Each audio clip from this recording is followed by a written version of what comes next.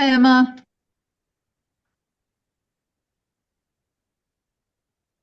Now, I don't know if Emma's listening, but Emma, you said that when the event invite came out to you, you just had a session about accountability, so it was really good timing for you. Um, yes, hi everybody. Sorry, I'm Hi. late. Got a bit of a cold, so bear with me. Yeah, no, so we hadn't had a meeting about it. I was delivering my PMO leader course, and one of the things that always comes up when we're talking to PMOs that are struggling, I'm a PMO specialist by trade. For those that don't know me, don't boo me all at once. Um, one of the things that always comes up is accountability is a problem. When we talk about what's the missing link, why is benefits not working? It's accountability. Why is this not working? It's accountability. And then I kind of challenged the room to say, what do we mean by accountability? And they were like, they kind of all looked at me a bit blank. And I was like, because if we think about accountability, how it was, and sorry, I'm going to rant now for a bit, but historically, accountability was if you deliver something or don't deliver something, it's tied to your performance as an individual. But that kind of carrot stick work economy has kind of gone out the window. So my challenge was, what if we're thinking that accountability is something very different to what it actually is now? Because if we Yes. think about what does accountability really mean today in the work economy of today, that carrot stick mentality has pretty much, broadly speaking, gone. So actually, is it more about, and this was my challenge, and I'm happy to be shot down in flames, but is accountability today more about it? Are we then, if something goes wrong, are we then able and willing to have a difficult grown-up conversation and make some difficult decisions? And is that what we mean by accountability these days? Because actually, we don't live in a world where if you don't deliver the benefit, I'm going to take that off your budget for next year, or if I'm going to take out headcount out of your team. That just doesn't really happen anymore. That's just not how organizations expect to work. So that was my challenge to them. And we had a whole debate about it. So when I saw this, which was literally the same day, I was like, I have to come to this to We see have got plenty to talk industry is about. saying. So that's kind of my starting position is I think we need to reset what we mean by accountability. And for me, it is maybe about being able and enabling people in a safe space to have a difficult conversation and make difficult Yeah. decisions. And is that enough these days to acknowledge that something's gone wrong, to learn from it, and then move on? Yeah. So I'll stop there. Well, this Sorry. this is a discussion about that stuff. The we've got stuff in the book, but yeah, like that's gonna let's go through that again in a bit, Emma, because absolutely that's what we need to go through. Amazing. Um, but Veronica, you're our host today. So Yeah. shall I'll shut up and hand over to you, shall I, to welcome and Oh, in here, Stuart. Perfect. Okay, so hi, welcome everybody. Okay, so this is just our regular bot club session, but it's accountability, which is such a core concept of Big. It's such an important part of Big. So we're doing something very slightly different today. Really excited about it though. Just a reminder, we are being recorded, and actually we had a tremendous number of sign-ups for this particular session. So just be aware, I strongly suspect a lot of people will be watching it on replay. So just bear that in mind if there's anything you don't want to discuss. But we usually do try and have a sort of Chatham House rules type approach to confidentiality, obviously. All right, so accountability. Today we're going to split the session up into 3 sections. So we've got a bit where we'll talk about pain points of accountability, which I'm going to guess we've got a few Slidos, so we can share some thoughts that way as well, which it's just something we're trying out this time. We're then going to go through what the Big Book currently says about accountability. There's a few aspects of that. David will talk us through that. To your point, Emma, of course, we're always interested in how thinking has evolved since we first wrote the book down, what rewrites might look like, what new topics might be relevant to introduce. So definitely something to think about there for sure. And then we've invited a couple of special friends along this evening. So in particular, Gio from Upwise. Hi, Gio. Thank you so Hi, much for being here. thank Um, you. Yeah, Upwise have obviously a lot of clients in this space, so we're really hoping to get not just the individual practitioner perspective, but a bit of indirect client feedback as well would be really good.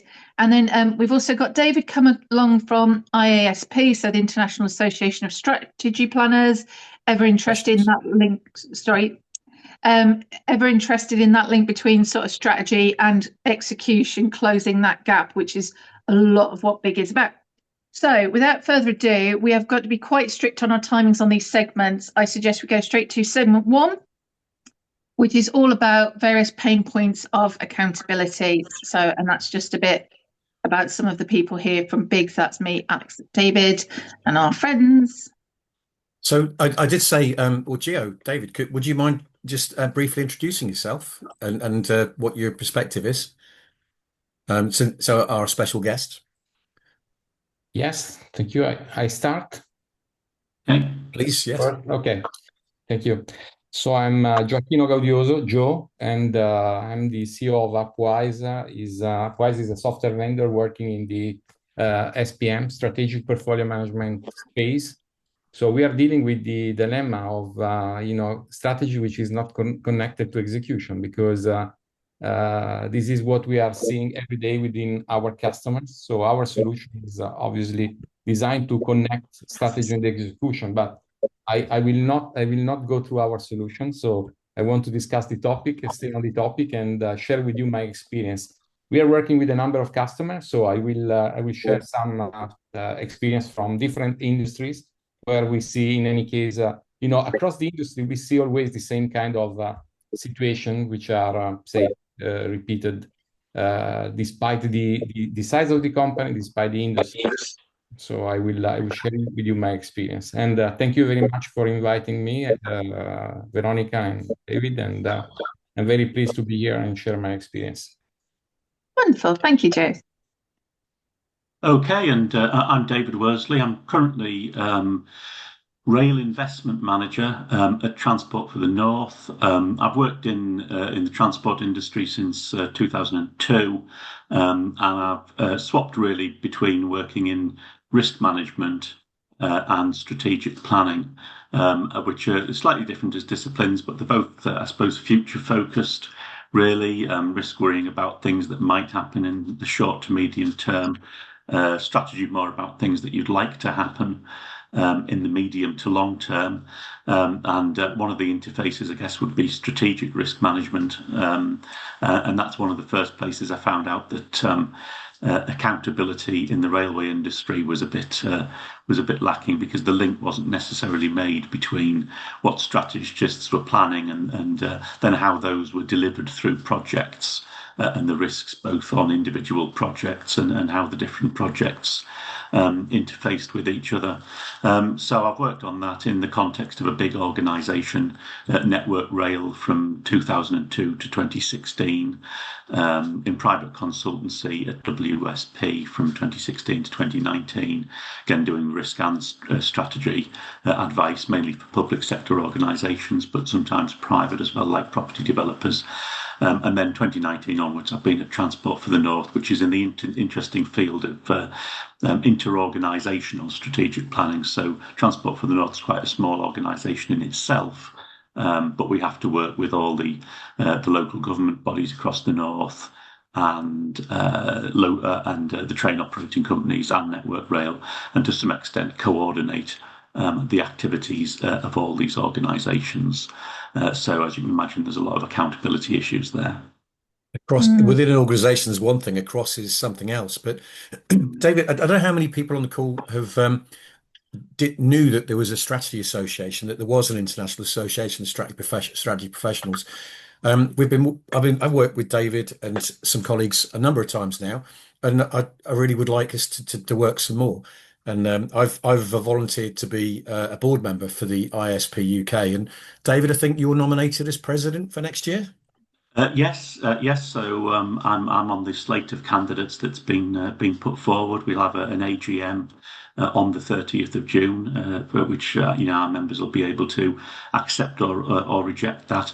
But yes, it's quite an interesting time to be involved with the IASP, the International Association for Strategy Professionals.